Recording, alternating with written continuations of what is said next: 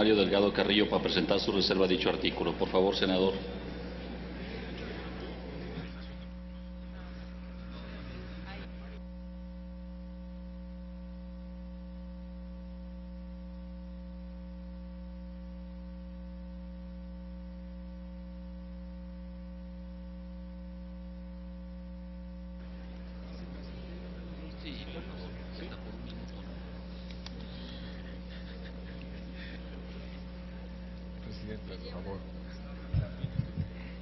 Con su venia,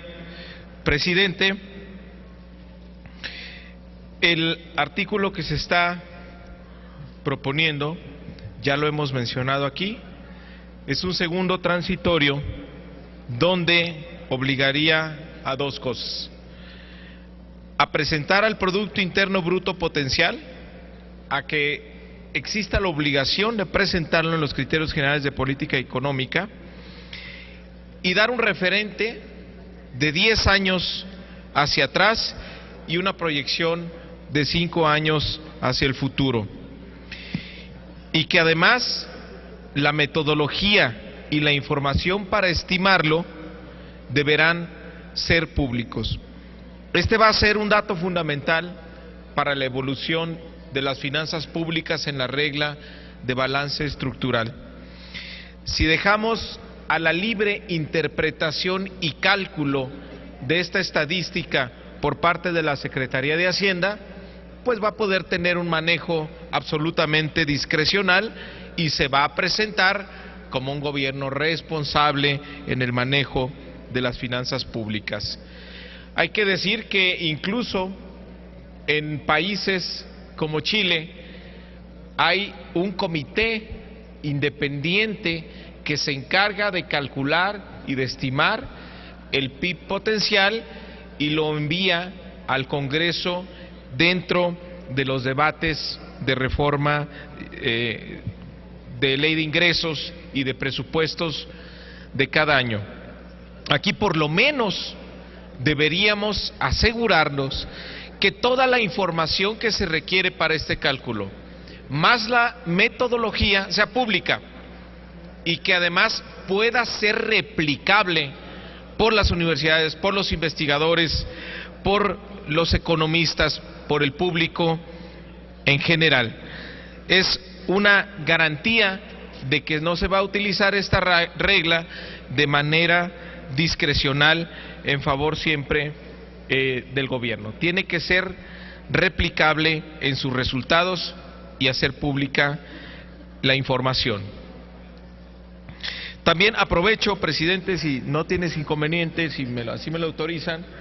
para presentar de una vez la reserva al artículo 11º que estamos solicitando incluir. El 11º menciona que el Ejecutivo Federal, para dar cumplimiento a lo establecido en el artículo 61, que es donde se plantea el plan de austeridad, deberá publicar la actualización de los programas vigentes expedidos con anterioridad a la entrada en vigor del presente decreto, donde se integren las nuevas medidas de disciplina y austeridad del presente decreto. Además, que el Ejecutivo Federal se le dé un plazo del día último de abril del 2014 para presentarlo e informar, y que de manera trimestral así lo haga al Congreso. Hay que decir que son favorables las medidas de austeridad que se han introducido en varios artículos de esta ley. Sin embargo, hay que decirlo claramente, son insuficientes para el tamaño del ajuste que necesitamos hacer. Son avances pues muy tímidos respecto de lo que se podría tener. El grupo parlamentario del PRD y algunos senadores de Acción Nacional, como el senador Javier Corral, la senadora Marcela Torres, la senadora Mariana Gómez del Campo,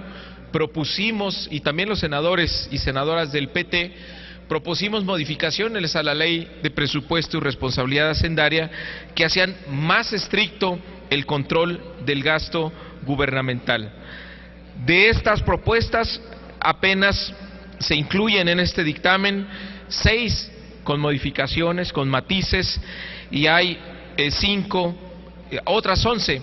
que no fueron aprobadas. En total, habíamos propuesto 17 medidas de austeridad y control del gasto que no están incluidas en este dictamen. Y ponerlo en su justa dimensión, lo que estamos logrando aquí en materia de austeridad, avances dado que estas restricciones nunca habían estado a nivel de ley, siempre se dejaba a que de manera discrecional los gobiernos presentaran programas donde ellos disponían qué era austeridad y qué no. Algunas disposiciones se incorporaban en el decreto de presupuesto de egresos, pero el avance será que lo tendremos de manera permanente en esta ley de presupuesto y responsabilidad hacendaria. No es lo deseable, no es lo que hubiéramos querido, sobre todo porque la economía está a punto de entrar en una recesión, y en época de vacas flacas el gobierno debe hacer un mucho mayor sacrificio que lo que se le está pidiendo a las familias, lo que se les está pidiendo a las empresas, y no vemos cómo se va a cortar esta tendencia creciente del gasto del gobierno. Hay una meta clara, específica, mínima que se está planteando, que es se tenga un 5% de ahorro en la partida de servicios personales para mandos medios y superiores, y un 5% de ahorro en el gasto de operación. Si es cierto que vamos a llegar a la regla del 2% para en el 2015, pues debería de manera muy fácil lograrse esta meta en el 2014, porque si no lo logramos no va a ser creíble que podamos pasar de un crecimiento del gasto corriente del 10% como está planteado para el 2014, de que vaya a bajar al 2.5%, porque es un brinco descomunal que requeriría de medidas de austeridad mucho más severas de lo que se está planteando ahora en esta ley, de tal manera que debe haber metas mínimas específicas para el 2014. Estas medidas, la del 5% de ahorro en servicios personales para altos funcionarios, más el 5% de ahorro en gastos de operación, debería generar ahorros de por lo menos 60,000 millones de pesos, más las otras medidas que están incluidas en el decreto, para el cual no tenemos una estimación. Hay estudios independientes, por ejemplo el Laboratorio de Políticas Públicas, ETOS, que señala que de ahorrarse un peso de cada 10 en el gasto de operación, se podrían generar ahorros por 395,000 millones de pesos, de tal manera que nos estamos quedando cortos. Estamos proponiendo y propusimos en la modificación a la Ley de Presupuesto y Responsabilidad Hacendaria que estos ahorros se utilicen en 2 medidas. Una, o que disminuyamos el déficit público, que ya dijimos que es el más alto desde 1989, o para generar un gran plan emergente de reactivación económica que nos saque de la desaceleración en la que estamos. En la semana presentaremos un exhorto a la Cámara de Diputados para que este hueco que actualmente existe entre lo que se pretende ingresar a la hacienda pública y lo que se pretende gastar, que es de alrededor 55,000 millones de pesos, a la fecha